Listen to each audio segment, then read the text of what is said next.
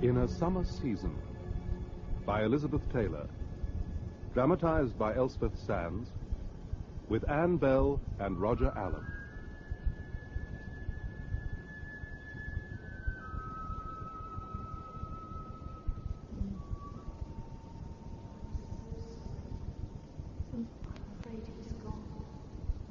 Oh. What's the matter? Oh. Nothing. A bad dream. Oh, we can't have that now. It's the worst time, isn't it? Just before dawn. Hangover, that'll be what it is. You want to try my cure-all? Epsom salts? No, thank you. What I had in mind was something far more potent. Mrs. Meacock will catch us. It's 6 o'clock in the morning. Do you know what time we... Fell asleep or came to bed? We've been married nearly a year. You make it sound like a sentence. Most married Ah, couples... but we're not most married couples, are we? No. I want to make love to you all the time. You'll get tired of me. How can I get tired of the only woman I've ever loved? I'm 10 years older than you. And I'm a no-good Irishman who married you for your money. Huh. It's what people say. Who cares about other people? You do, that's why you have bad dreams. Hold me, Dermot. Love me. You taste of rain.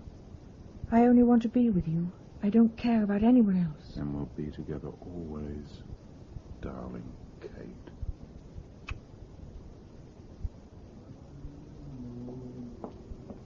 Tom? Tom?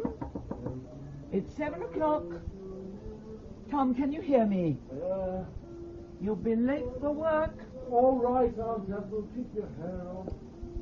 That boy needs a good talking to. His father would have done it.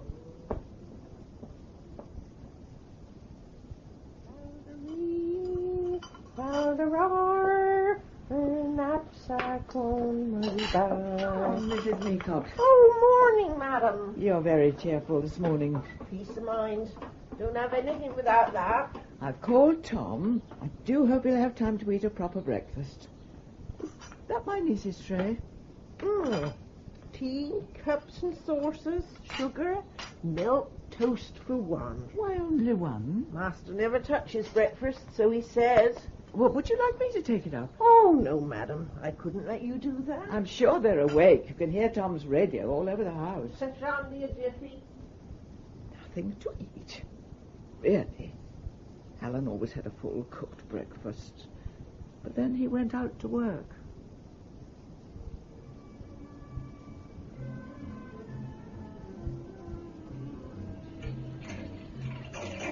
You should never wear clothes, you know that. In this room, I hardly ever do. Your skin looks as if it's been polished. Your mother would say that's a fault. She's jealous. How do you keep so slim, Kate, dear? She makes me feel positively guilty. It's good of you to go and see her. Someone has to. It's you she summoned, not me. She misses you. Fiddlestick, she's got the whole of Knightsbridge to amuse her. You're her son. A proper Harrods woman, that's what my mother is. She's got no more interest in me. Just a minute. Come in. Oh, thank you, Mrs. Meacock. Will that be all, madam? Is Louisa up yet? Not that I know of. First day home, she deserves a lie-in. She'll be lucky with that racket going on. I think he's in love. Spanish party, isn't it? Her name's Ignazia. She's a family helper, a sort of nanny, you know. Here to learn the language. Well, if that's all. Yes, thank you, Mrs. Meacock. Oh, she makes me feel guilty. Oh, not another one. In the way, you know. It's your house, Kate. You're right. The truth is, I'm so happy with you, I don't care much about other people's feelings. I used to, worried about them all the time. Now I resent even a day away from you. Can I have that toast, or do you want it? I love you. I'm quite without shame, and Mrs. Meacock knows it. Liver and garlic, vitamin B, extract of rosehip, halibut oil. That should do the trick.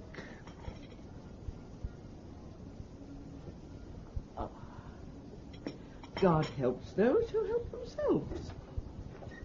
Lou, dear, you're up early. Thought I was still at school. Well, you know what they say, the early bird catches the worm. Where's Mother? Oh, she's never down before 9. She and Dermot have a tray in their room. Shall I tell Mrs. Meacock you're here? I don't want anything, just a cup of tea, thanks, Aunt Ethel. Nonsense, child, you must eat. What ghastly headlines. When I'm grown up, I'm going to ban newspapers from the house. Don't you read them at school? Not if I can help it. But there's so much going on. New discoveries, records being broken. I think it's a marvelous time to be alive. A new Elizabethan age. Atom bomb exploded on Bikini Atoll. What's so marvellous about that? You can't stop progress, dear. Mau Mau strike again. What you need, Louisa, is a course of vitamin B. You sound rather sorry for yourself. Vitamin B isn't going to save the world. Morning all. You're going to be late. So what's new? Is that all you're going to eat? At least have some honey. You know what Aunt Ethel says? The ancient Greeks trained on it for the Olympic Games. All very well to laugh. Pass me the paper, Lou. There's a good sister. There's nothing much in it. Lou thinks we're heading for another dark age. She could be right. You wouldn't say that if you lived through the war. 2 wars. I doubt if I shall live to see 30. Really, Louisa, what nonsense you do talk. Front runner. He's the one. You see, Aunt Ethel? I'm right. Look at what's happening to Tom. He's turning into a juvenile delinquent. Don't you think he's a bit old? He never used to run after racehorses. I never used to work for my grandfather either. What's that got to do with it? Well, one day, when I've won a lot of money, I'm going to go up to him and say, "You're a miserable, ugly old man. You may be a knight and have a stack of money in a great house that nobody ever visits, but I wouldn't be you for all the gold in England." Got it all worked out. I think that's rather shocking. What about blood being thicker than water? That's what I'm going to say. Yeah, he's far harder on me than any of the others. That's because he expects more of you. You're his heir. I hate self-made men. Why did you take the job if you hate it so much? What else could I do? Don't have your brains or father's. Oh, God, is that the time? That old man will kill me. You'll get indigestion bolting your food like that. Be a dear and press my trousers for me, will you, Lou? I left them on the bed. Press them yourself. No time. I'm meeting Ignacio at 7. Typical. Mwah! There's a kind sister. Bye, Aunt Ethel. Oh, tell Dermot, I've taken his advice. He's right. Blood isn't thicker than water at all. Don't you think he's more like Dermot than our own father? If you'd known Alan at 22... Father would never have been seen dead on a race course. Perhaps we shouldn't discuss people behind their backs. We can't very well discuss them in front of them. It's difficult for Dermot. They've only been married a year. There are a lot of adjustments to be made. He doesn't even have a job. Now, that's enough, Louisa. I won't listen to another word. You know what your trouble is you want taking out of yourself. Perhaps while your mother's in London we could play some duets. Oh, no, Aunt Ethel, I can't. I have to go out. But you only got back yesterday. I have to see someone. So soon? It's important. Well, if it's a friend, why don't you bring her back for tea? No, I can't do that. It's still a respectable house, you know.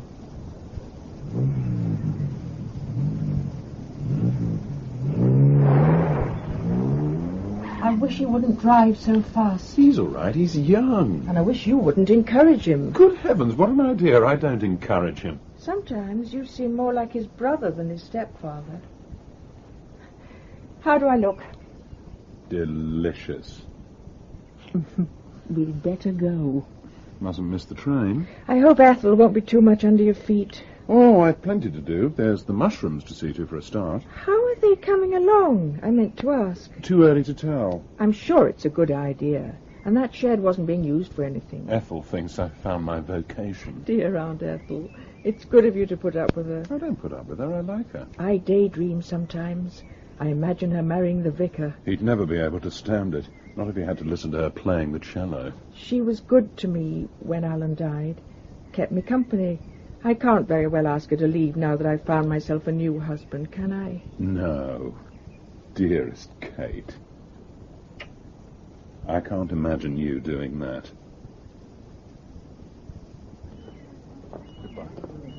Bye. Louisa. Oh, nice.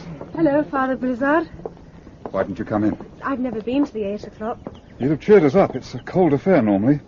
Though this morning. I'm home for the holidays. Yes, I rather thought you must be. I thought there might be something that you might need some help.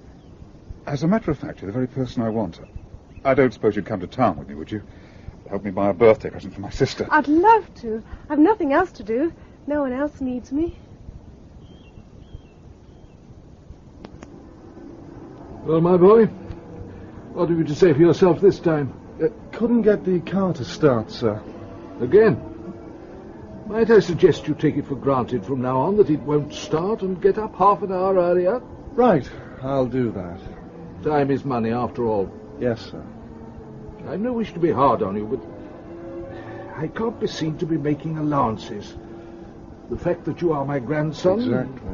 destined one day to take my place, makes it more incumbent, not less. Makes what more incumbent, sir? Punctuality, consideration. I must say, if your father were alive...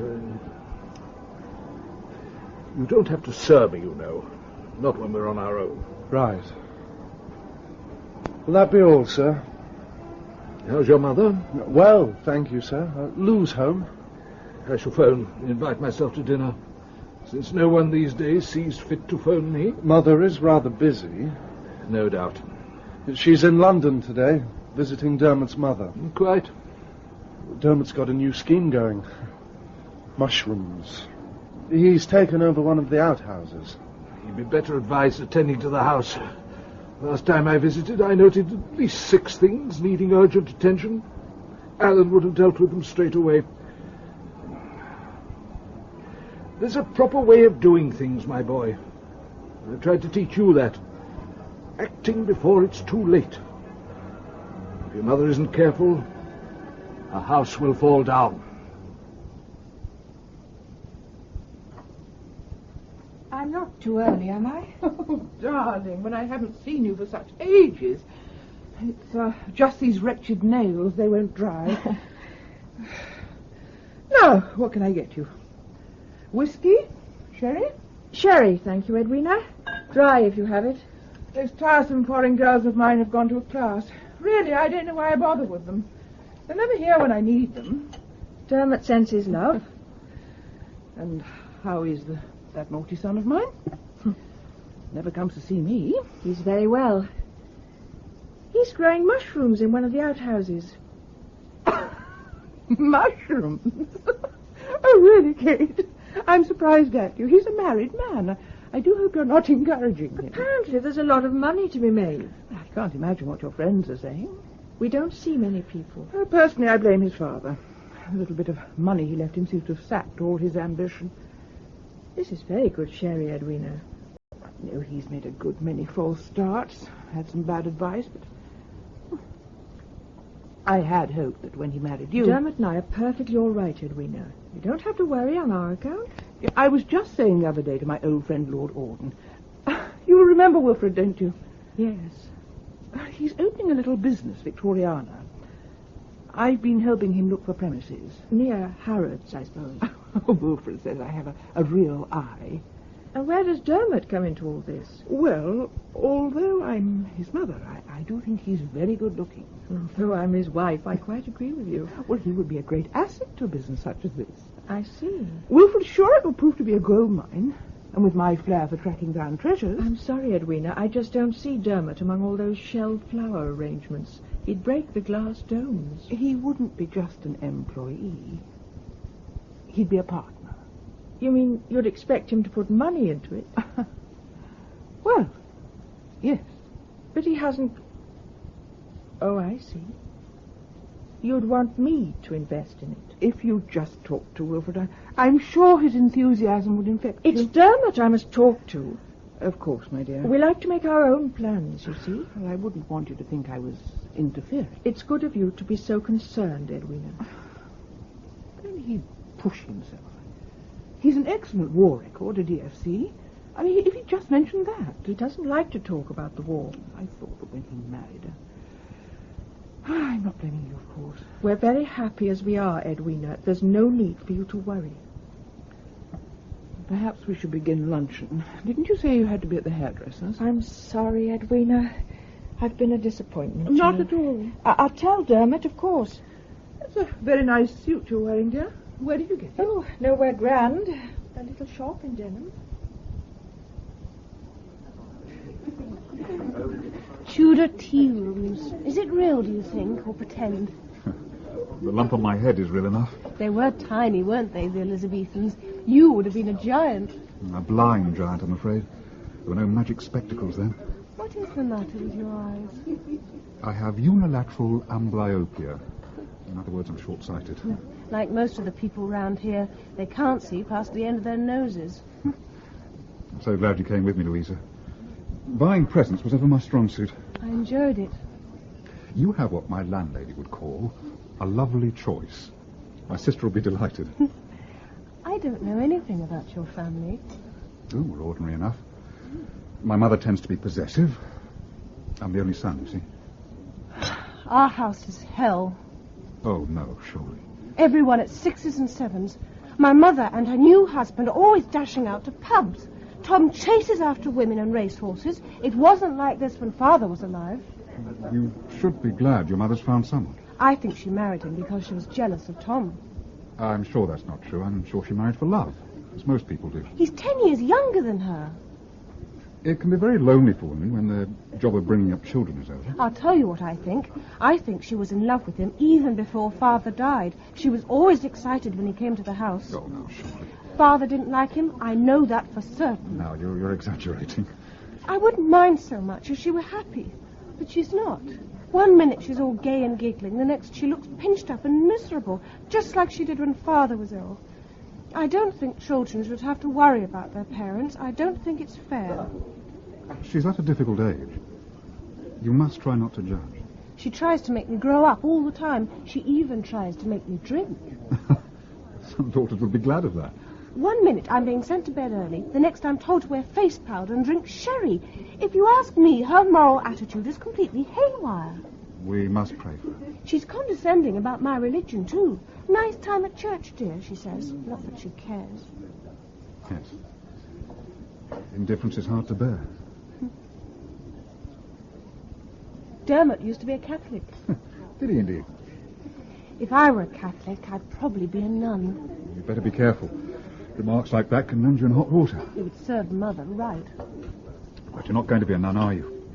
You're going to be a great church worker. Am I? Saturday's jumble sale. Will you help me? I'd love to. The vicar's entrusted it to me. It's about all he does entrust me with, I'm afraid. I think it's wicked you not being allowed to preach sermons. What's wrong with being high church, anyway? According to the vicar, a very great deal. My mother wouldn't even know what elevating the host means. As I'm afraid with most of my parishioners. Doesn't it worry you, everyone being so critical? I'm scared to death. It's hard to see what a jumble cell has to do with religion. You're right. And I am scared of them. Mrs. Shotover, Miss Buckley, the postmistress. They found me out, you see. My heart's not at home in this place. Too much is wrong. That's how I feel. Then I have one friend at least. You must come to dinner, will you? Saturday night, after the jumble cell. Oh, please say you'll come. I'll be glad to, Louisa. Thank you. I don't know who will be there. Tom, I think, and his girlfriend. I'll look forward to it. Dermot will try and get you drunk. Now, that really would give the vicar something to talk about. And Mother will make some silly excuse about why she never comes to church. You mustn't worry, Louisa. I'll be there as your friend. And I shall enjoy it. I always enjoy meals that my landlady hasn't cooked.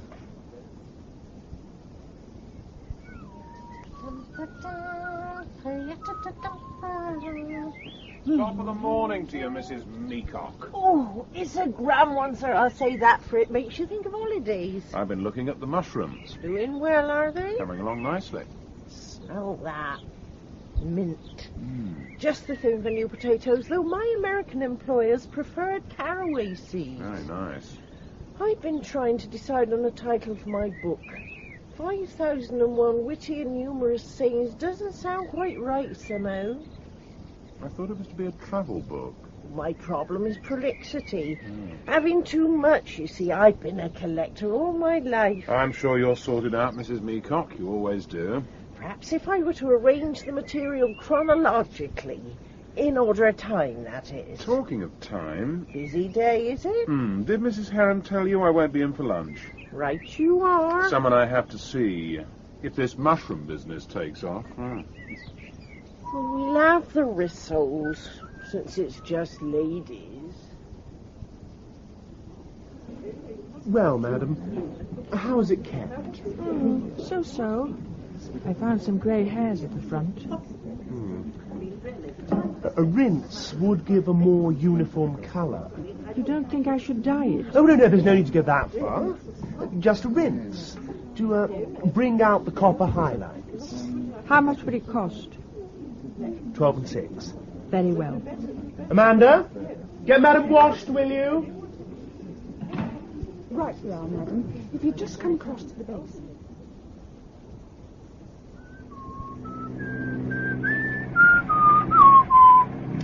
There he goes again. No acceleration, that's the trouble. You just won't believe me, will you, Kate? It's dangerous to drive a car with no acceleration.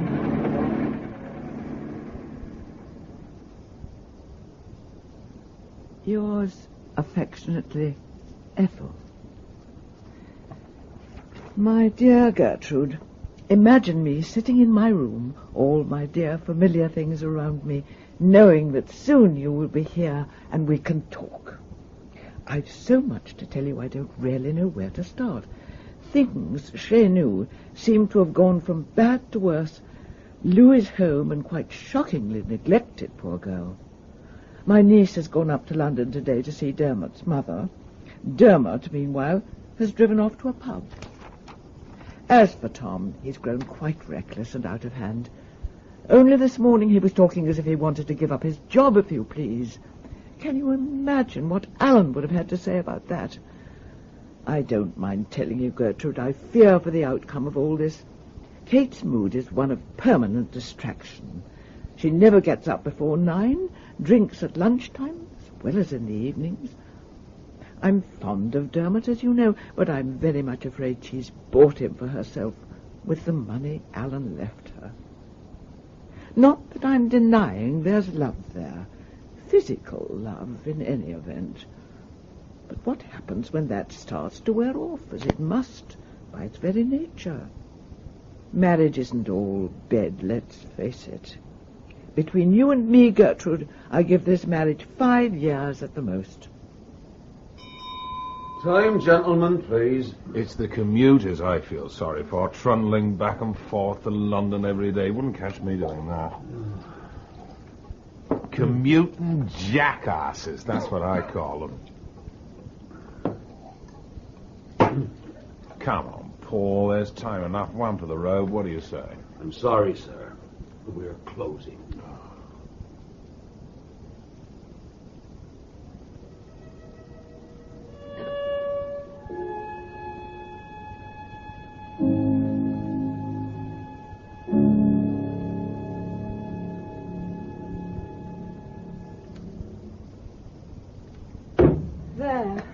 Not too bad for our first scamper. We'll be better with practice. It's the chords I have trouble with. I can't seem to find the right notes. I thought you played very well, dear. It's all right, Dermot. It's safe to come in. Did we keep you out with our cacophony? I've been to fetch Kate from the station. Aunt Ethel, come and have a look. You can see Windsor Castle, clear as day. Sherry, Ethel? Isn't it a little early? Ask Lou to tell us when the sun's dropped over the Yardarm. Well, perhaps the tiniest drop. Father always said you could date the beginning of spring from the day the castle got clear of the mist. I don't know why you hang on to that old telescope. It's worse than useless. The view, Dermot, dear. Our view, Alan used to say. There you are. Thank you, dear. Do come, Aunt Ethel. You can see the war memorial, too. Oh, can you? Mummy, the castle's come back. So I gathered. The usual, darling. Thank you. The cherry orchards are coming into blossom. Look, dear. Oh, that reminds me. The shed door. We must all be careful not to open it. If the light gets into those mushrooms, I'll lose the lot. And how was your trip to London, Kate, dear? Exhausting. I always feel self-conscious in the city. A country woman come to town. Your hair looks funny. Have you had it done? I think it looks very nice. Thank you. There you are, darling. My cure-all. What did you do today, Lou? Don't suppose you thought to tidy your room? I'll do it tomorrow. You seem to have accumulated some extraordinary stuff. I mean, what do you want with an ear trumpet? Not to mention all those public notices. No trespassing, no alcohol to be sold to persons under 18. I should feel pretty silly without them. Did you steal them or what? As a matter of fact, Dermot got me the one about alcohol, and he's promised me another very special one from a gentleman's lavatory. I see. I'm so sorry, Lou. I didn't ask what you wanted. I don't drink. Where's Tom? Didn't I hear his car? He's making himself irresistible for Ignathia. I've had a letter from Araminta. She's coming back. Who's Araminta? My friend Dorothea's daughter. I've told you about her. What's she coming back for? She's finished school. Where else would she go? Is Charles coming back too? Yes. His job in Bahrain has come to an end. What did she have to go to France for anyway? Aren't English schools good enough? It was what Dorothea wanted. You still miss her, don't you? She was my greatest friend. I remember seeing you two together at May Asperley's. It was the first time we met. I was quite jealous. That's silly. Now, Lou. You acted as if you were sharing a secret, something the rest of us weren't going to be let in on. I don't want Minty to come back. She'll talk French all the time and make me feel stupid. Ah, Tom. Time for a quick one. The Ignathia will sulk if I'm late. All the more reason. I've just been telling the others, Tom. The Thorntons are coming back. What for? This is their home. They're our next-door neighbours. I don't like seeing houses shut up. They make me feel sad. I'll go over tomorrow. Give it a good airing. And how was the great dictator today, or didn't he deign to notice you? Well, I was a welfare state delinquent for most of the morning. By lunchtime, I'd become a spoon-fed dilettante. Tomorrow I'll probably be a teddy boy, or possibly a GI, depending on my haircut. You shouldn't talk that way about your grandfather. Well, it's you he's cross with, Mother, not me. He's going to phone you, invite himself to dinner. Oh, dear. Well, at least I talked to the old boy. In my day, it was considered polite to wait to be asked. I suppose we shall have to have him. I don't know how you stand it, Tom. He seems to think he owns you. You see, Mother, what a bad influence your new husband is. Well, I've had a lovely day. I wrote to my friend Gertrude. Isn't she coming to stay near here? Market Swanford, the end of next week. I can't wait. Oh, good God, look at the time. Mustn't keep the Infanta waiting. Don't be late, Tom. You've got to work in the morning. Yes, I know. Mustn't look shagged for the great man. I'm sure that word meant something improper when I was young. If it did, Mother dear, how come you knew it? Tom, you didn't say. How did you get on today? Came in for. Oh, well, never mind. Better luck next time. Don't drive too fast, Tom. Please. Bye all. Well, time for another, I think. What do you say, Ethel?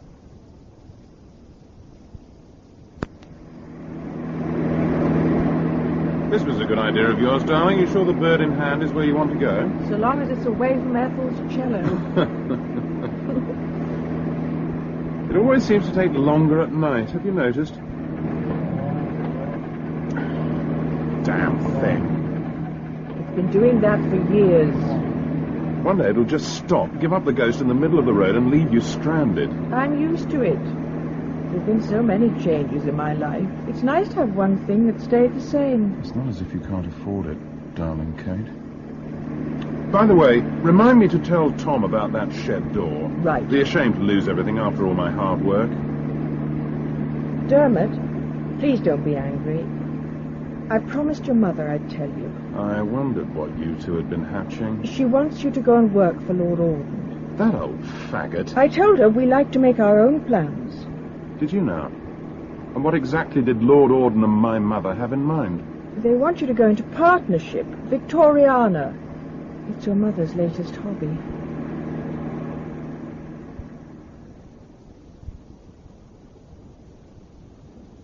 I do not like to be kept waiting. I have told you this. I said I'm sorry. Your fellow countrymen had not nice manners. I was, how do you say, whistled at. You find that amusing? Well, it's the stockings, you see. That colour red. I mean, you can't exactly miss them. Yeah, here we are.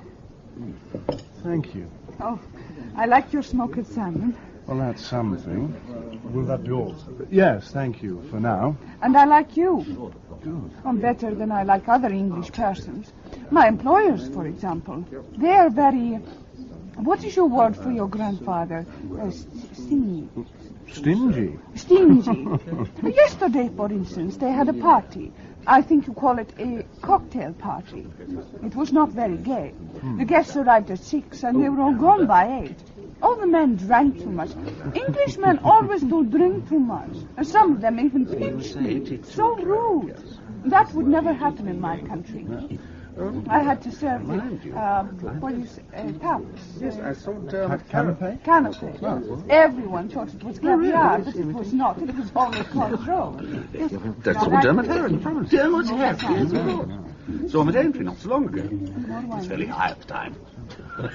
I never saw him when he wasn't. Oh, by the way, he's married. Did you know? About a year ago. My God. I'd have laid odds he'd never marry. Hope she's got plenty of money. Oh, who is she, do you know? My mother. I was not aware that I had addressed you, young man. You didn't? In my day, listening to other people's conversation was considered a bit off. So nothing, you didn't enjoy the party? The height of rudeness. Absolutely. How about some champagne? Are we celebrating? Well, the night is young. Can you afford it? For you, dear lady, nothing is too expensive.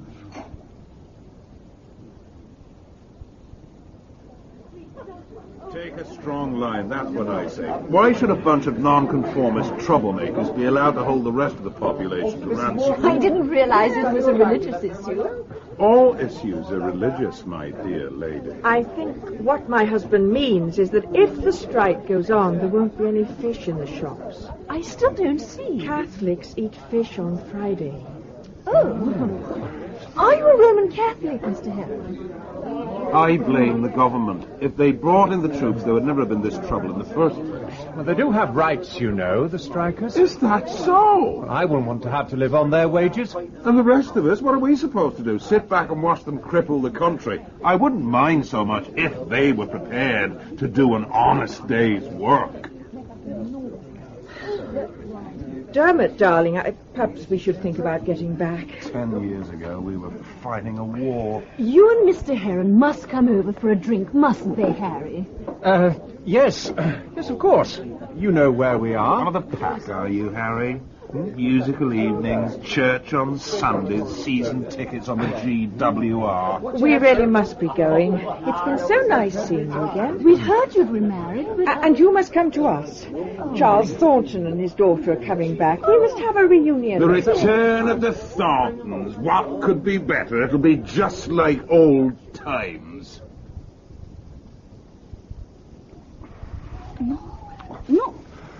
Oh, come on, Ignatia, don't be a spoilsport. I think you are very immoral. You didn't object last time. You think because you gave me dinner... I thought you liked it.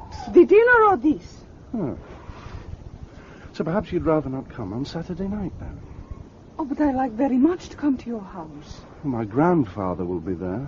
Then perhaps I will find that he is a gentleman. In my country, we are taught that all Englishmen are gentlemen. I have not found this to be true.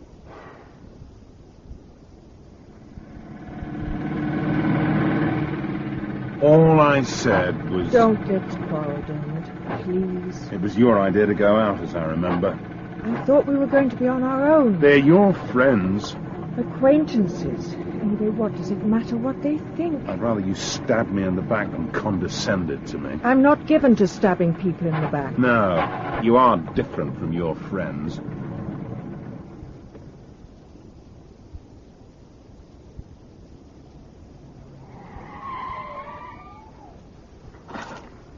Ah, Kate and Dermot. That just leaves Tom. Now what are they doing? Goodness. Can't they leave that till they're inside? I expect they both had too much to drink. No wonder Kate looks so exhausted.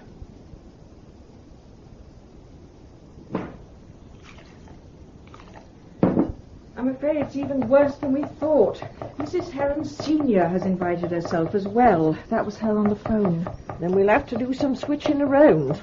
Sirloin will never feed that number. Not the way the master carves. Shall I get a turkey? I saw some in the village. Shan't have time for plucking and drawing. They were already trussed. Then I wouldn't want to answer for it, I'm afraid. Oh. We'll talk about it tomorrow. I've got to go over to the Thorntons now. I'll be back in time for lunch. Right you are. Did you work on the book yesterday? It was such a lovely day. I thought you might take your paper into the garden. What's the use of it? What's the point? Those are the questions that torment me. Oh, but surely... I put it down to the time of the year. Spring is always unsettling.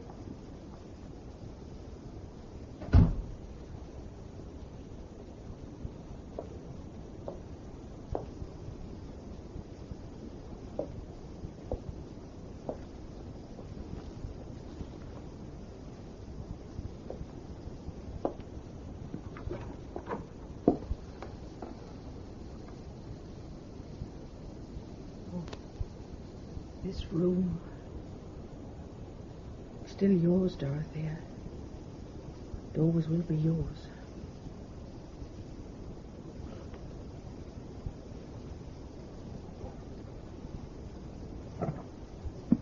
The spoils of Poynton.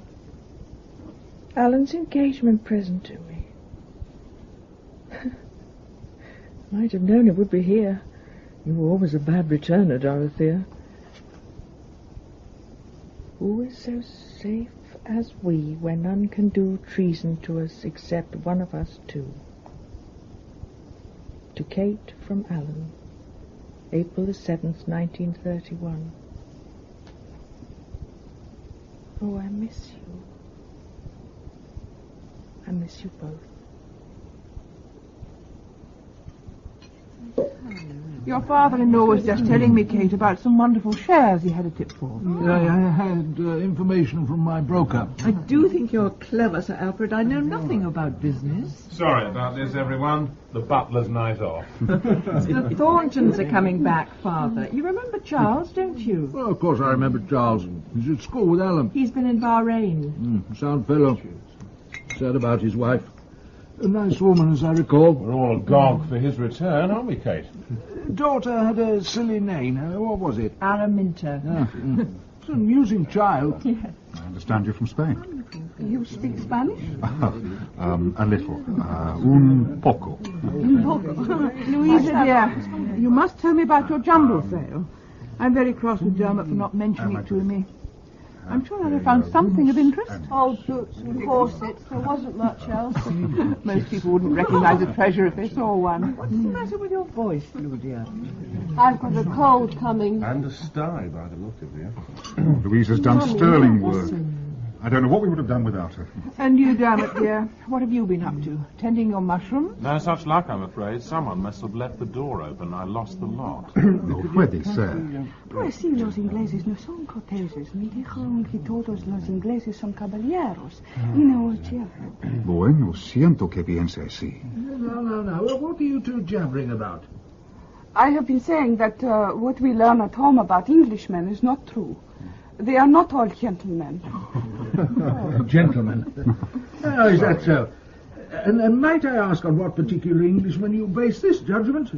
Not my grandson, I hope. You should say British, dear. Otherwise you give offence to the Scots. English, British, what does it matter? I'm sure Tom is the perfect gentleman. Thank you. More wine, everyone? Not for me, thank you. Thank you.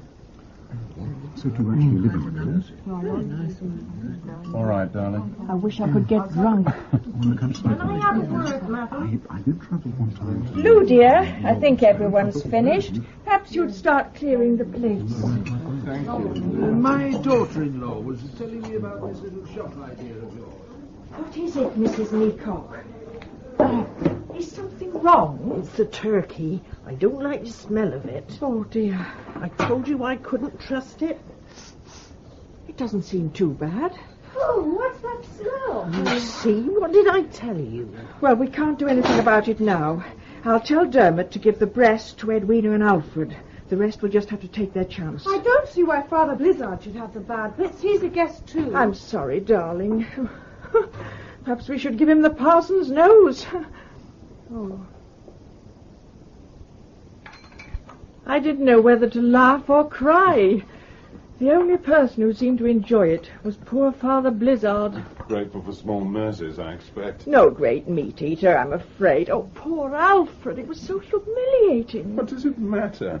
Who cares what he thinks? Who cares what anyone thinks, come to that? We should go away. A second honeymoon. We didn't really have one the first time around. I thought we had a very nice one. I'm tired of being watched all the time. Darling Kate, you do exaggerate. Do you think I should grow a moustache? Your mother would like it. Would make you look more military. You sure you won't have some of this? I'd rather have the hangover.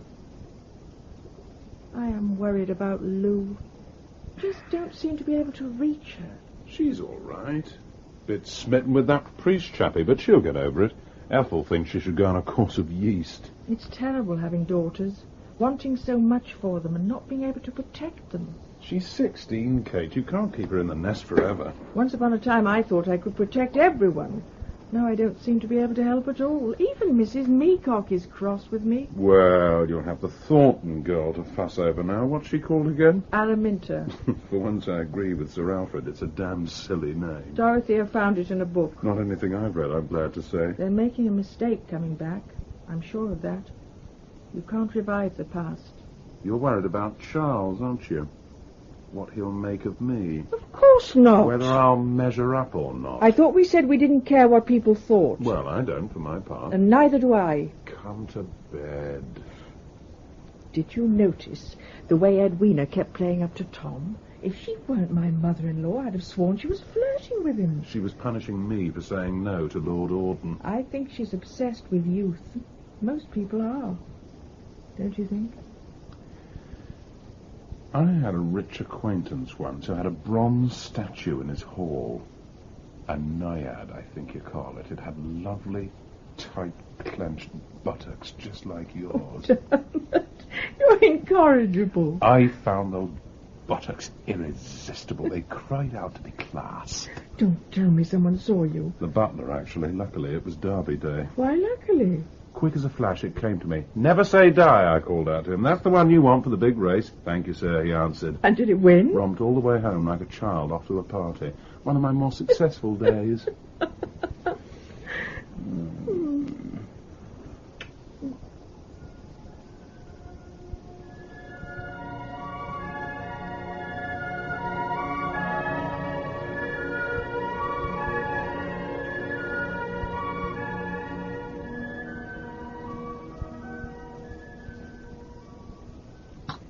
I'll be frank with you, Mrs. Meacock. My friend is really very grand and well connected. We were in Holloway Prison together. Prison? Now, there's somewhere I've never been. Oh, it was the place to be in those days, fighting for the vote, you know. I'll be getting on then. You've done an excellent job, Mrs. Meacock. My friend will be most impressed.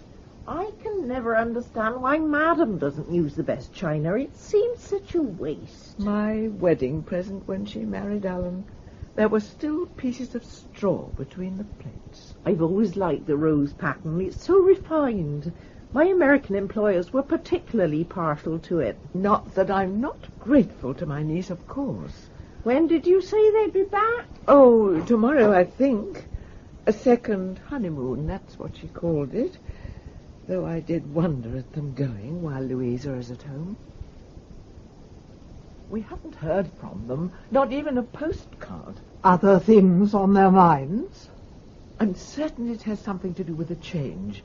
I read somewhere that it can lead to a marked increase in sexual activity. This is a delicious cake, Ethel. Comes later in a man, of course. That's sex for you. Good old booby trap and no mistake. It's the young I feel sorry for. So much stimulation all round them. The great mammary age. That's what I call it. You can't pick up a newspaper without seeing some minx bursting out of her frock. I don't think Tom's chaste. And as for those continental films... I gather they're very explicit. Nothing left to the imagination at all. You mean you actually see? Well, I wouldn't go so far as to say that. You can do a lot with camera angles. But they do say in some cases... Of course, it's the girls who are really caught in the trap. They mature so much earlier these days. 11 or 12, so I'm told. I was 15. 15 and a half. And I wasn't confirmed till I was 17. Come in.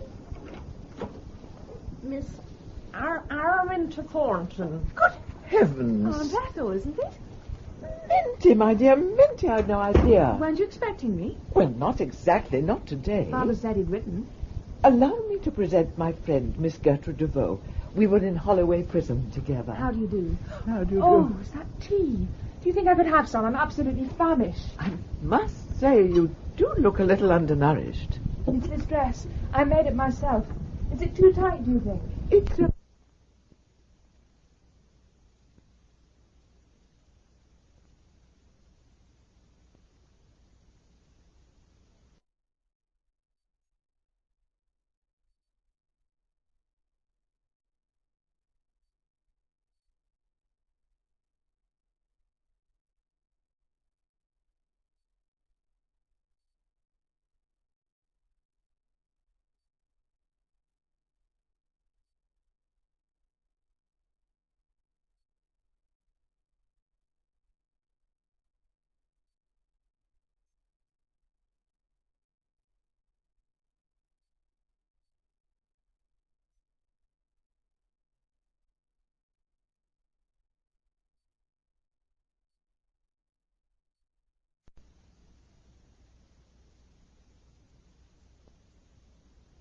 No. No such luck. A photographic model. Oh.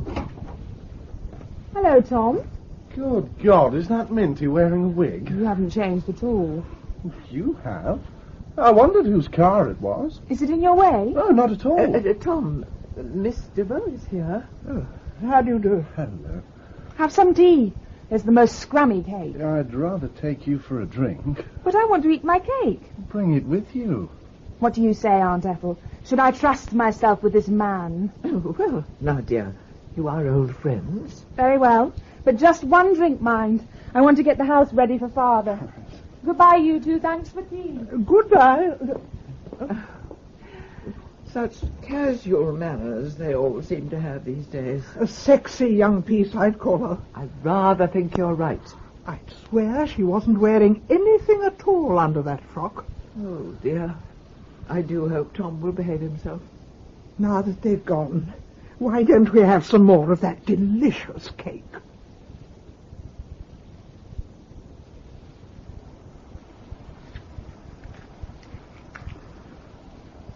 Damn.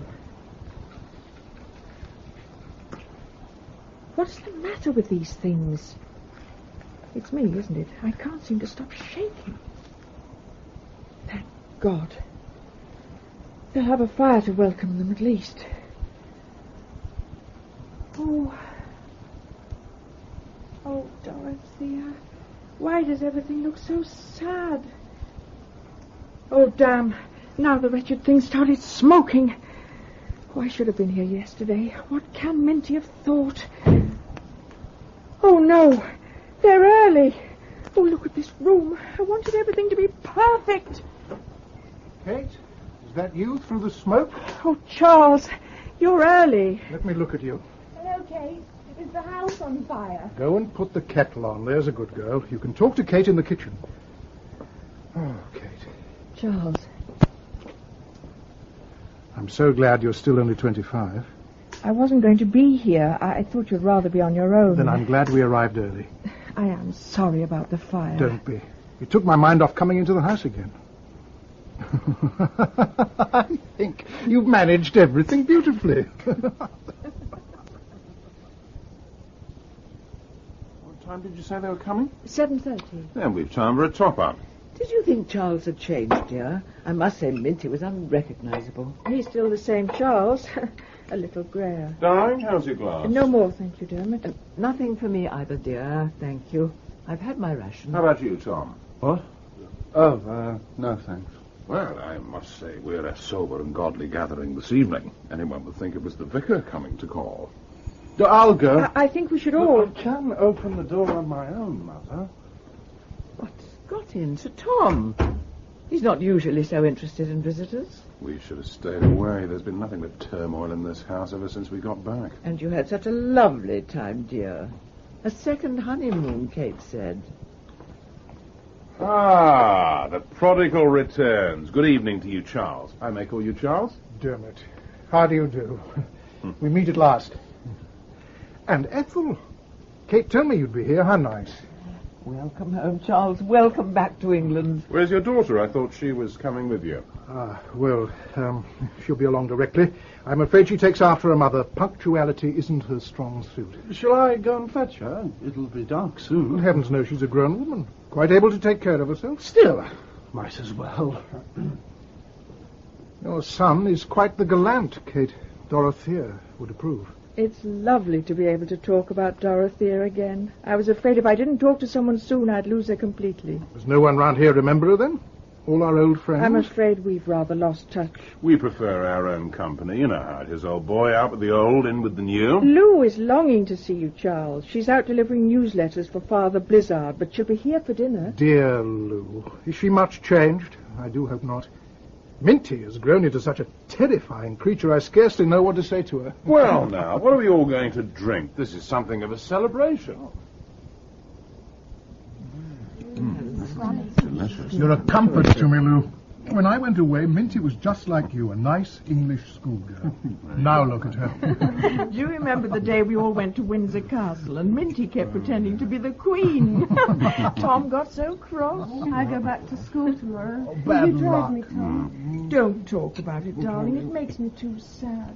That's a Very original dress you're wearing, Minty. Oh, do you like it? It's called a Jong Sam. You know, I could circle your neck with just one of my hands. But I'm too young to die. I expect it's quite difficult to walk in, isn't it, your Chong Sam? Oh, walking's no bother. It's just when I want to pass water I'm in trouble. Oh. I have to take it right off, you see. I'm bolted in the WC for hours. How could I forget? We used to say, didn't we, that she reminded us of Mrs. Garrett. Who's Mrs. Garrett? Oh, in The Spoils of Poynton. It was your father's favourite novel. I should invite her back, but I can't. The last time she came here, she positively blushed when she saw my varnished cabinet. What's that? Who did you say blushed? Mrs. Garrett. May Asperley, darling. Kate and I always thought her so like Mrs. Garrett. I never met Mrs. Garrett. But I know May Asperley. In fact, I have a soft spot for her. She introduced me to my wife. Ah, really? Can we go out for a drink after this? We could go to that pub on the river. Oh, no. I start my course in the morning. I intend to be tucked up in bed by 10 o'clock at the latest. Now, Tom, none of that whispering. What have you been saying to the poor girl? Is there any more beef? I'm so hungry I could eat a horse. It's been lovely. Thank you both. I'm so glad to have you back. And you'll come and listen to my new Vivaldi records? I know you'll like them. We'd love to, wouldn't we, Dermot? But you must come here. Oh, Are you musical, Minty? I'm afraid I'm rather a slow starter. I prefer to dance. Ah, that's my girl. good luck with school, Lou. Thank you. When am I going to see you, Minty? Write to me, Lou. I want to know everything. Goodbye, then. Bye-bye. I'll see you. Bye, Charles. Up you run, Lou. I'll be along in a minute. Okay. Well, what did you think of Charles? Exactly what I expected. A jolly nice old codger. Of course, it's lovely to have Charles back, but I can't help wondering, Gertrude, where it's all heading. It's been 4 weeks now, and already Tom is obsessed with Minty. But it's Kate I worry about. Naturally, she feels a duty to Charles, her best friend's husband. But at what point does duty become need? And who, I ask myself, is looking after who? You look like a mourning woman on a tomb. Charles, what are you doing here? I brought you these. Oh, cherries. How nice. Thank you. Where's Dermot? Quarrelling with his mother on the phone. Does he often do that? At the moment, yes. She will try to get jobs for him. Aren't you going to have some? No, thank you. I've indulged too much already. Have you heard from Lou? The usual Sunday letters. Oh, all underlinings and exclamation marks. I get quite breathless reading them. Minty seems intent on her new career. I wish you were as keen on Tom. It's serious, then? On his part. I don't understand her at all, Kate. She's like a creature from another planet. It was such fun when they were little. Dorothea would have known what to do. Say. I'm afraid I'm all at sea. I suppose it's inevitable, the pain one feels when one loves. Children, friends. There's always a price to pay, isn't there? What's that noise? Tom's invested in a television. Whatever for? He's bored. He only wants to be with Minty, and she keeps turning him down. He's only 18, Kate. Well, I wish you'd take him away from the television. I object to it more than I can say. And what about you, Kate? Are you happy? Oh, yes. Very happy. That's what I wanted to hear. You mustn't. It's easy to misjudge Dermot. It's his air of indifference. It antagonizes people. So long as he makes you happy, Kate, he's the best fellow in the world. He suffers from melancholy. It goes back a long way. Before the war. Surely, if he had a job... Somehow he never felt that he lived up to his father's hopes for him. He was in Bomber Command, wasn't he? He was quite extraordinarily brave. Perhaps because of the melancholy. He doesn't think he's worth very much, you see. It's you I'm concerned about, Kate. There you are now. In solemn confabulation, I see. We were just talking about the war. Were you now? How did that little topic come up? Kate was telling me... Did you make your peace with your mother? Oh, I settled her hash right enough. I let her go on in her usual fashion, then I dropped my bombshell. What bombshell? Didn't I tell you? I heard today I'm starting work next week.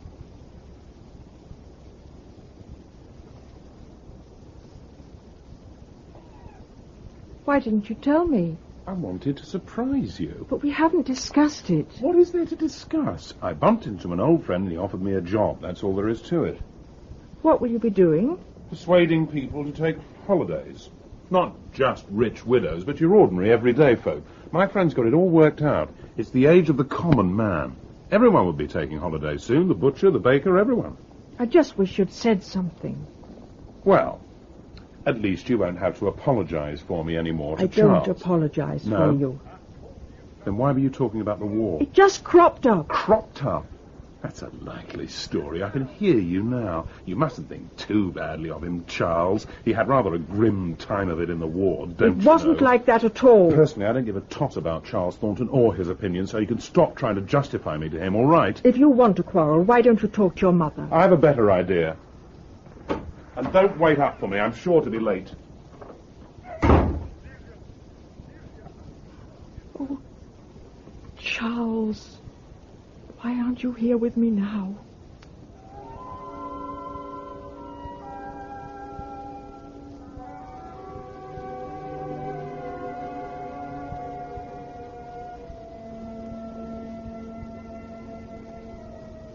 I don't want to rush you, dear, but aren't you going to miss the train? Dermot hasn't had any breakfast yet. I thought he didn't. Can I get a lift with you, Mother? My car's playing up. Again? I'll ask the garage to come out and take a look at it. Any chance of a cup of tea? We haven't got much time. Tom, dear, it's rude to read at the table. That looks splendid, Mrs. Meacock. Can't have you going to work on an empty stomach. What are you going to do today, darling? Any plans? I've an idea about building a patio. I thought I might ask Charles. If you want to make improvements, you should start with the car. It's all right, isn't it? It hasn't been playing up. I don't know what you want with a great thing like that anyway. It isn't as if you need a family car anymore. It gets us from A to B, as they say.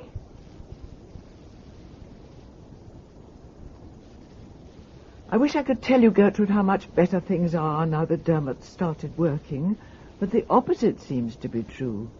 Kate's more and more in the company of Charles, and Dermot, when he gets home in the evening, seems to want to do nothing but sit in front of Tom's television. I'm sure I don't need to tell you what a time waster that is. Though, of course, there are some interesting programs if one discriminates. I don't know what's troubling Dermot. He's always grumbling about the need for a new car, but I don't think it's that. Yesterday I found him drooling over a magazine photo. When I asked him who it was, he said, "Like Minty, isn't she? Such heavenly long legs."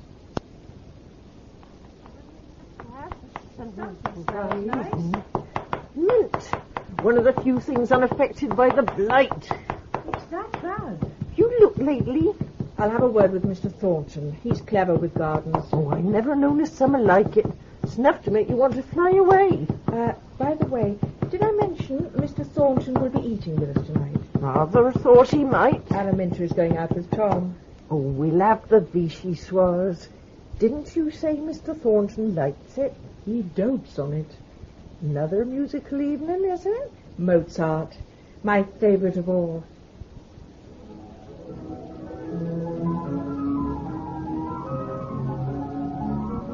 Look at him, Mr. High and Mighty Thornton, stretched out as if he owns the place. When I close my eyes like that, I'd fall asleep. Kate looks quite transfixed. Her listening expression, it doesn't suit her, it makes her look 20 years older.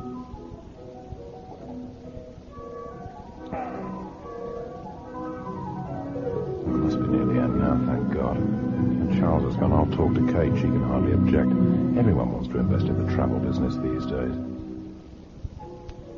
Mary, Mother, it can't be starting again. This is torture. I wish I was watching television. Or out with Tom. Wherever he is.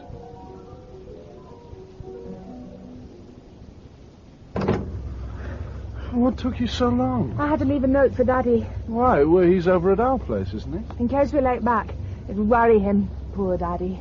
Why poor? How would you like to be old? Is he old? And lonely. And knowing everything's happened. And none of it's been any great shakes either. Shall we go? The film starts at 8.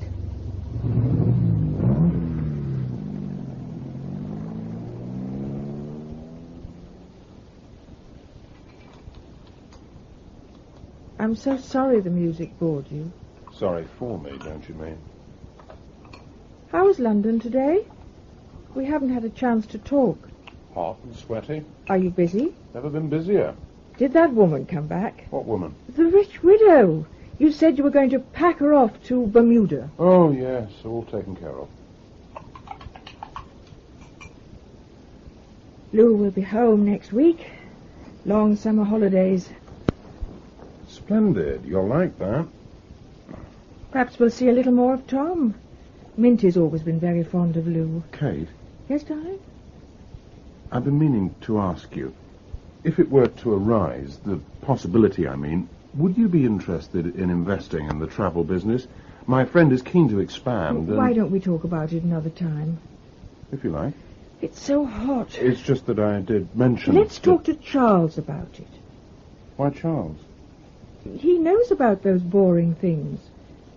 Why don't I come up and meet your friend? You could take me out to lunch. I don't think that would be a very good idea. Why ever not? I'm rather expected to work in my lunch hour. Clients, you know.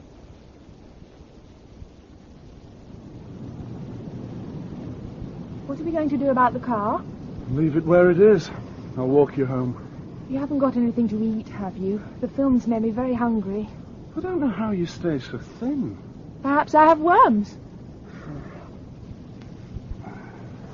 What are you doing?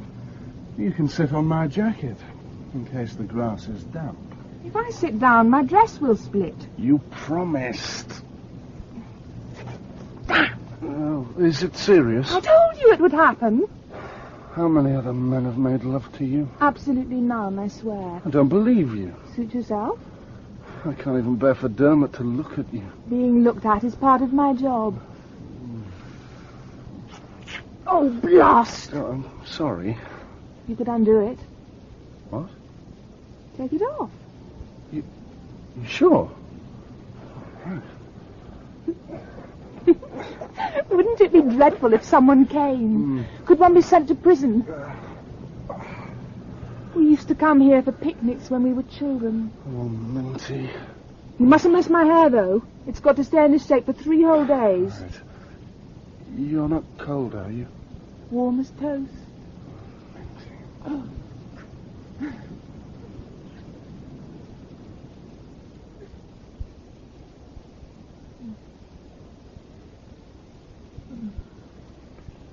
I'm afraid he's gone. It won't do, Kate. You love me. I'm going to take you to bed. No. Is it time? No, go back to sleep. What time is it? You've hours yet.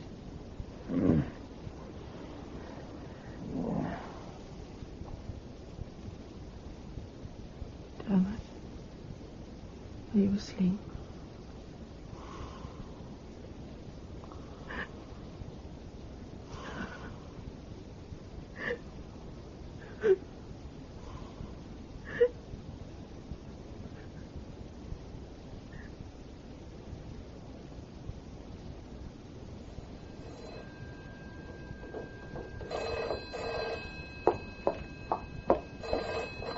Hello? Charles here. Are you busy? Yes. Well, no, not exactly. Why? Can we go for a walk? I want to ask her advice about something. I haven't even made the beds. Tell Mrs. Meacock you won't be back for lunch. What's the matter with me? It was only a dream. Let's sit here. We can see right across the valley. Dorothea and I used to come here with the children. I wanted to talk to you about Tom and Minty. I rather thought you might.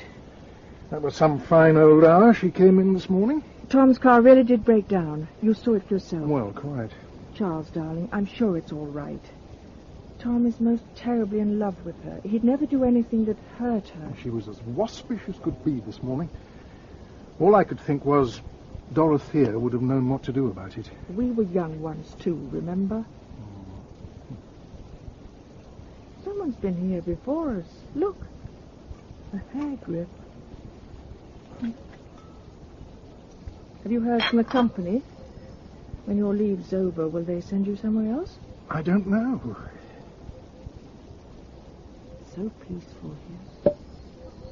I hope this is all right. Charles, it's lovely. You've thought of everything. You all right, Kate? You look tired. I didn't sleep very well.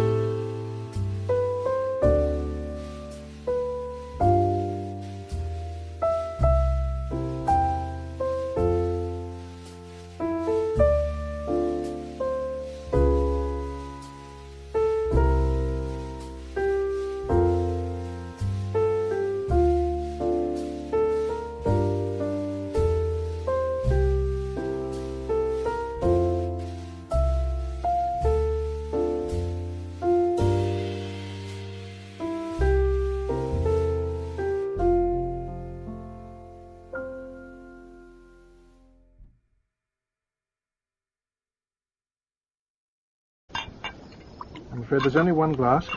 The other's broken. We can share it. You first. Thank you. Isn't it some kind of pledge when you drink from the same glass? Now my lips have touched yours. Poor Dermot. Stuffed up in London. I'm afraid we rather bore him with our music. How long will it look like this, do you think? An unbroken view all the way to the river. Not for much longer if the developers get their way. Why is change so frightening? Dermot thinks I'm a terrible old fuddy-duddy. I can't even make the decision to buy a new car. You need one. He thinks so. Out with the old. Isn't that his philosophy? Perhaps it would be different if I were religious. Aren't you?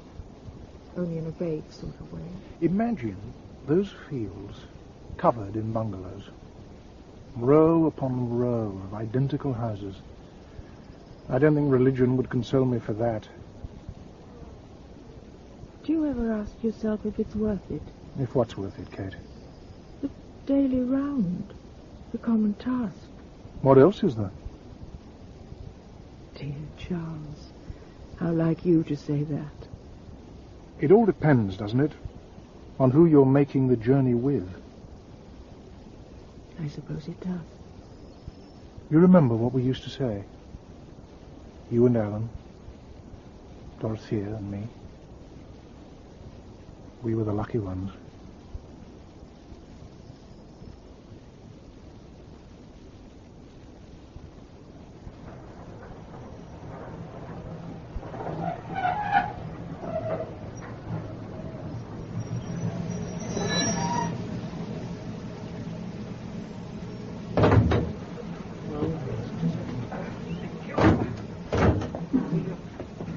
Minty! What are you doing here? Waiting for you. Hello, Dermot. John. Dermot and I travel together every day now. Minty spends the entire time eating. Yesterday it was bread and honey. Today it was liver sausage and the most disgusting smelling cheese. I thought we might have a drink. Oh, darling, I couldn't possibly. I'm far too much of a broken reed.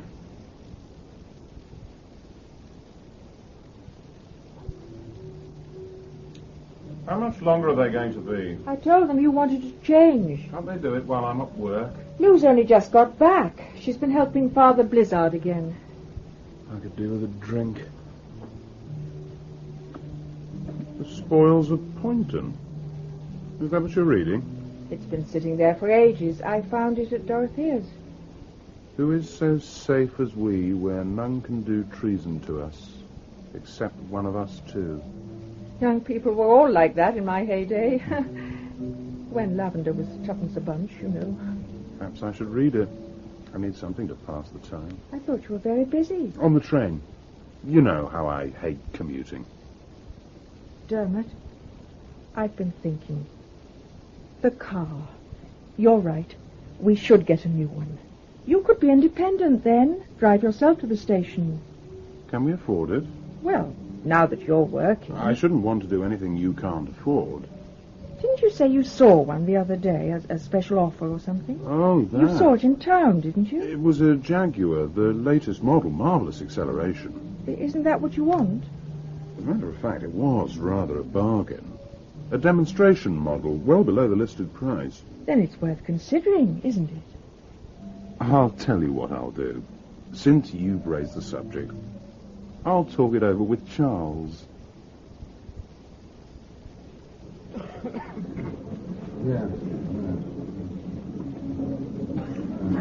The Spoils of Poynton by Henry James. Preface. I can skip that. Chapter 1. Right, here we go then. Mrs. Garrett had said she would go with the rest to church. Mrs. Garrett? And when have I heard that name before? Mrs. Garrett. May Astley, darling. Kate and I always thought her so like Mrs. Garrett. Damn the man.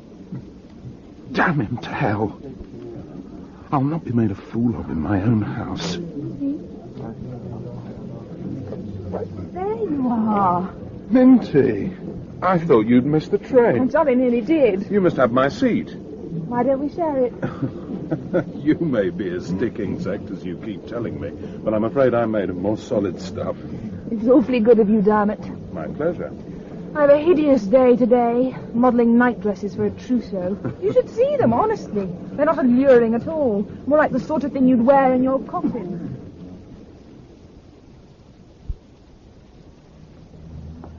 Well, now that you've seen what I do for a living, you can take me out to tea.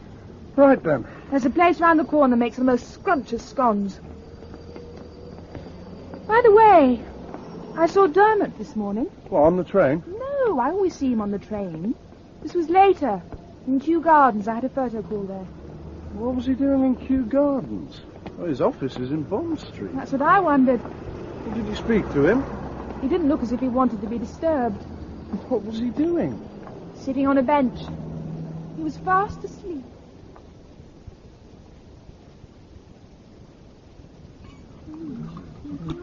Look at me now. Aren't I the lucky one, surrounded by beautiful women? Really, Dermot, you are a tease. Don't you agree, Minty? Anyone might take Ethel for my daughter. After supper, can I go for a while, Mother? I have to deliver something for Father Blizzard. But you've been doing that all day, dear. No one else does anything to help him. What is his crime exactly? He seems to be in hot water with everyone. He elevates the host. That'll do, Tom. Drink up, everyone. Mrs. Meacock has done us proud this evening, not an English dish to be seen. No more, thank you. Why ever not? I've had enough. Enough, my dear Kate, is when you hear the little click in your head. Have you heard it yet? You don't look as if you have. Please, Dermot. I'm in hot water, you see, late home. It doesn't matter. Not supposed to hang on at the office. Bad form, that. Not the thing to work late. You weren't at the office. You were on the usual train with Minty. Was I now? Well, I'll be glad. She told me you'd had a drink together. So, that's the way the wind blows. No one told me. It really doesn't matter. I should never have mentioned it. Well, I hope you didn't drive Minty home, Dermot. What if I did? Well, you're a maniac in that new car of yours. It seems to me it might be better if I collected my daughter from the station. Till her car's fixed, anyway. I can do it. Really, Daddy, this is too silly. Dermot and I are always on the same train. Anyway, I like going in his car. It's fun. You don't mind, do you, Kate? Of course not. But I do. What? Charles, don't. What did you say? Look, I've nothing else to do. Surely I can meet my own daughter off the train. Wasn't that Mrs. Meacock? I'll tell you what. We'll let Minty decide. Minty, since you're the cause of the argument, you must settle it. Who's it to be? Tom, your father, or my humble self? No, Dermot. I won't let you. This has gone far enough. It's not your affair, darling Kate. It's my house. Oh, my house, is it? Oh, you know what I mean. I know exactly what you mean. Your house, your car, your safe, suburban life. Now, look here. Smug. That's what you are, the pair of you. Bloody smug. It's written all over your faces. My dear Gertrude, your invitation has come just in the nick of time. Things since my last letter have gone from bad to worse. In fact, I'm quite worn out with pouring oil on troubled waters. Ever since that terrible evening 2 weeks ago when Dermot publicly insulted Kate, the atmosphere has been intolerable. Only Tom has been bold enough to mention the subject directly, perhaps because he has troubles of his own, poor boy, and can't bear to see his mother similarly afflicted. That affair, by the way, is headed straight for disaster. Tom lavishes presents on Minty, but seems to get nothing in return. Not that I advocate immorality, but there's a cold and calculating virginity about the girl which does not augur well. As for Lou, she's in mourning for Father Blizzard. He's resigned his curacy, and rumour has it is to become a Catholic priest. So much for love's young dream. Thank you for coming. The Harvest Festival. My very last chore. I suppose everyone is being very difficult. I think the vicar is relieved. He keeps going on about dictates of conscience, you know? I won't want to come here after you've gone. Nonsense. You can't disappoint these good women. They see you as a great parish worker. I'm far too scared of them to be that. When do you go back to school? Monday. then we might not see each other. Oh, by the way, I bought this for you. A souvenir. Because you have been my kind confidant. Oh.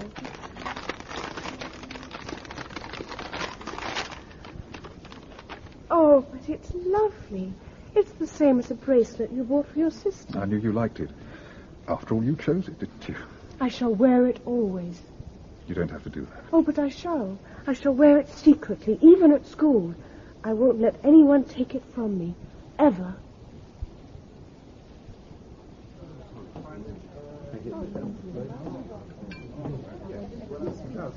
Whiskey, please, barman. A double.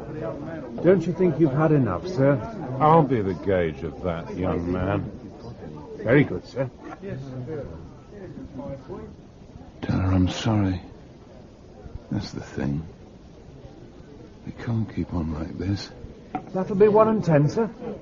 Thank you. Thank you, sir. If I thought it would do any good, I'd get down on my knees and pray.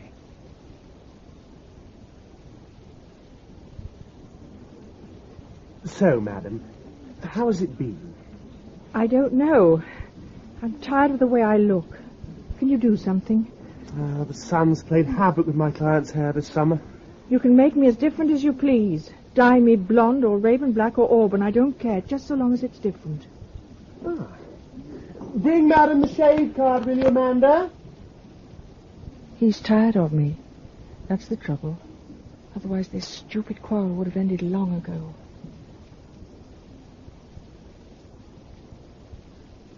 There. You can open your eyes now. Well, what do you think? The Buffon effect quite changes the shape of the face. Don't you agree? Oh, yes. This colour's all the rage now, you know. Isn't it rather purple? Dramatic, Mrs. Heron. It's the look for autumn and winter. I'm sure your husband will be delighted. How can I face Edwina? I look an absolute fright. At least no one's actually staring at me. What will Dermot say? He can't possibly like it. Oh, Dermot, darling, I did it to please you. We must be friends again.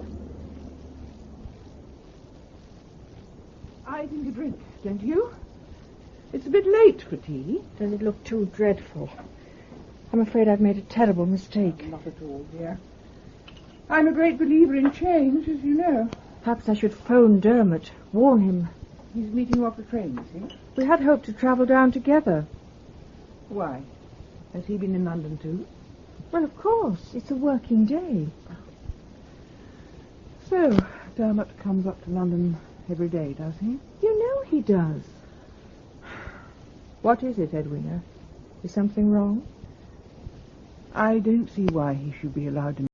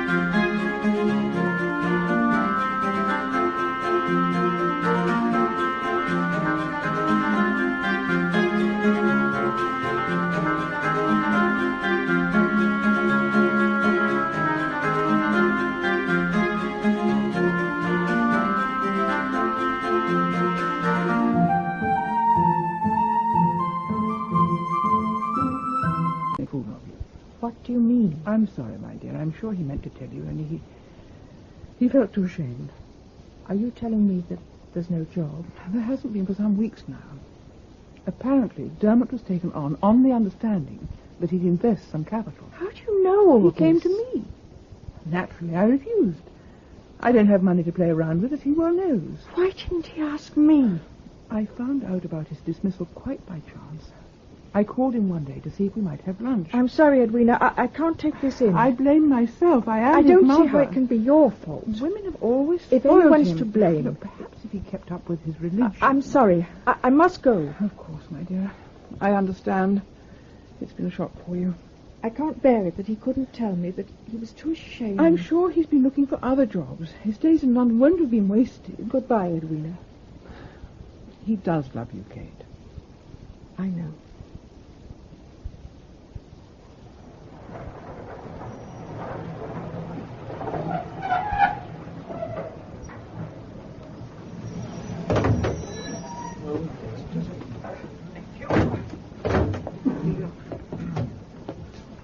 Mother? Tom! Why are you here? Where's Dermot? Aunt Ethel. Kate, has something happened? I'm afraid there's awfully bad news. I rang up Edwina and she said you'd left. There's been an accident. Dermot. You mustn't think it's without hope, dear. He's a young man still, and the young heal quickly. Is he in hospital? Market Swanford. I'll get you there as quickly as possible. But Market Swanford's miles away. What's wrong with him? Do you know? They can't really tell, dear. Not till they've operated. Charles is over there already. Charles? Minty was with Dermot. Minty? Why? Were they going somewhere? Tickets, please. I don't understand. Where were Dermot and Minty going? Just a drive, I expect, dear. You know how Minty loved that car of Dermot's. But she had her own car. There's no point speculating. Let's just get over there, shall we? The emergency ward, can you tell us where it is? First on the right, sir. You can't miss it. I feel sick. Bear up, dear. At least we'll know. Can I help you? Are you the ward sister? That's right. I'm Tom Wedgwood. This is my mother, Mrs. Heron. We've come to inquire about Ah, you. yes. I've been expecting you. We've been sent to her because he's dead. She's used to breaking bad news. I'm so sorry, Mrs. Heron. I'm afraid he's gone. What did you say? It was just half an hour ago. There was nothing we could do.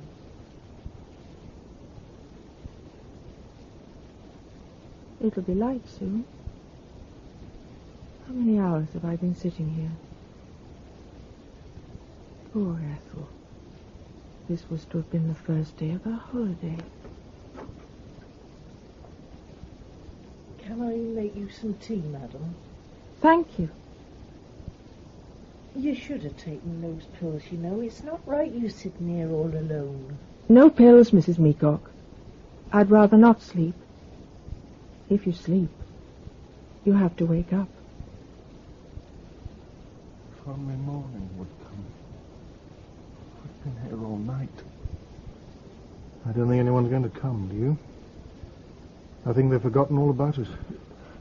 It's a good sign, isn't it, that they asked us to wait. She looks so young. Couldn't we go and find someone? The surgeon won't be back till 9. I wish I knew how to pray. Wish I thought it would do any good. Dermot? Dermot, darling. There was so much I wanted to say to you. I was angry at first. All I could think about was, what were you doing? Where were you going with Minty? But I'm not angry now. Just sorry. Oh, Dermot. I'm so terribly, terribly sorry.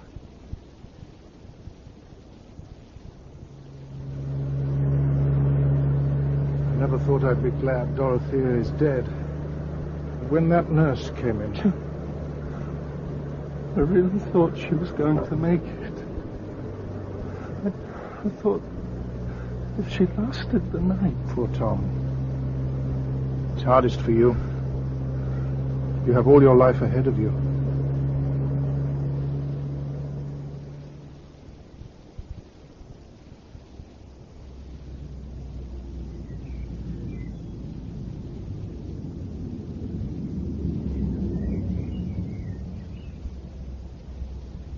It's all over then.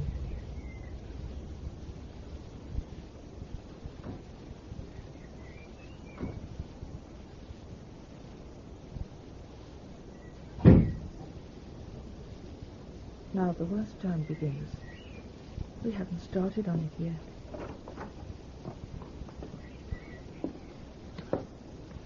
I have this. Dermot's briefcase.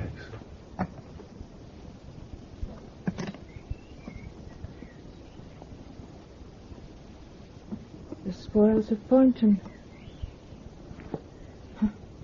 You didn't get very far. Tom? Leave him. There's nothing you can do. Oh, Charles. How will we get through it? I don't know that I can bear it a second time. Poor Tom. Oh, poor Tom. Oh, the comfort.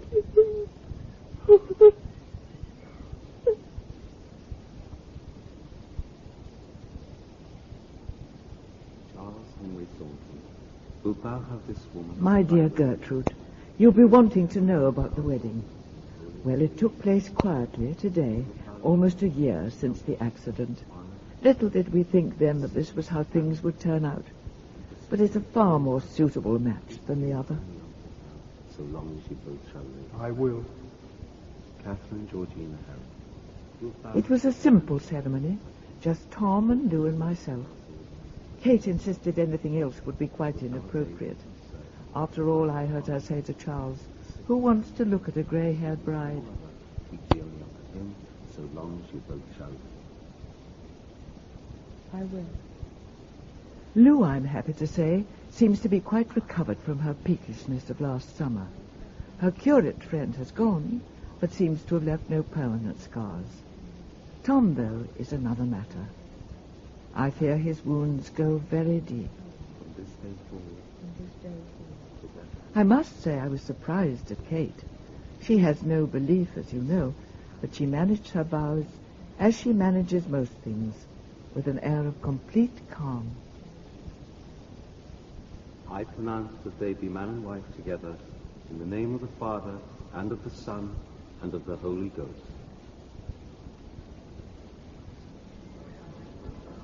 Happy? Very. You look lovely, Mummy, doesn't she, Charles? Perfect.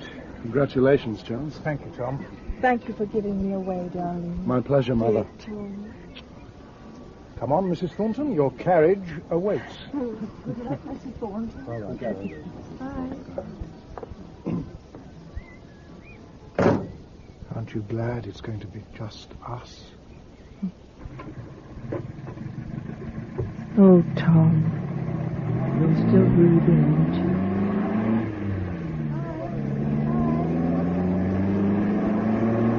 But he's young. His sadness can't be forever.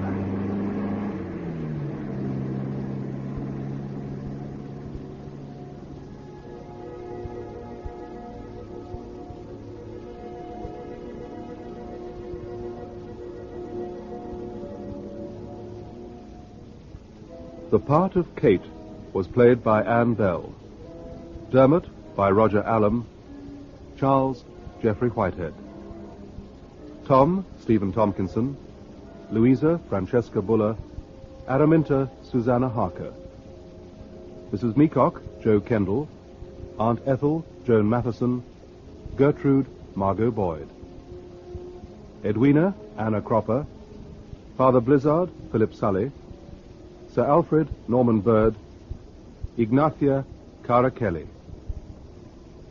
With Marcia King, Michael Deacon, Dominic Rickards, Christopher Scott, and Richard Tate. Elizabeth Taylor's In a Summer Season was dramatized by Elspeth Sands and directed by Jane Morgan.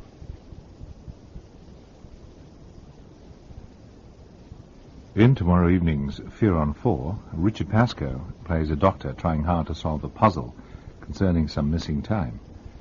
Also in the cast are Helena Breck as Felicity and Crawford Logan as George. And in the play, they're driving home together when an unaccountable happening takes place, which leads them to a horror that only the doctor can help prevent. Will the doctor save Felicity? Well, to find out, you'll have to listen to Fear on 4 at 7:30 tomorrow evening. Now, this evening, it's just after 9:15, and a reminder that you're listening to Radio 4, where Richard Baker now presents Music in Mind. Good evening.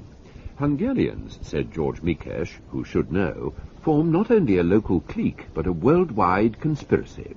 The Hungarian will fall on his feet wherever he may find himself.